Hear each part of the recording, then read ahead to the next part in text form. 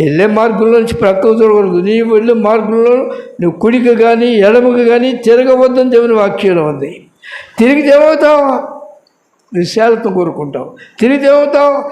శత్రువు వైపు నువ్వు చూడగానే నీ కనులకు ఆకర్షణ పెడతాడు కనుక లోకాశ్చర్యంలోకి వస్తాయి.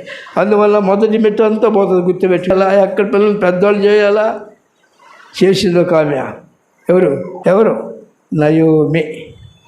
మధురము, దేవుని రెక్కల కింద ఉన్నప్పుడు మధురంగా ఉంది. లోకానుసారంగా చూసింది. నేను మోయాబుకి వెళ్ళి బాగా సంపాదించుకొచ్చుకోవాలి. మోయాబుకి వెళ్ళి ఏం చేయాలట? సంపాదించుకోవడానికి పోయింది. భర్త చనిపోయాడు, కుమారులు ఇద్దరు చనిపోయాడు, బోడైపోయింది.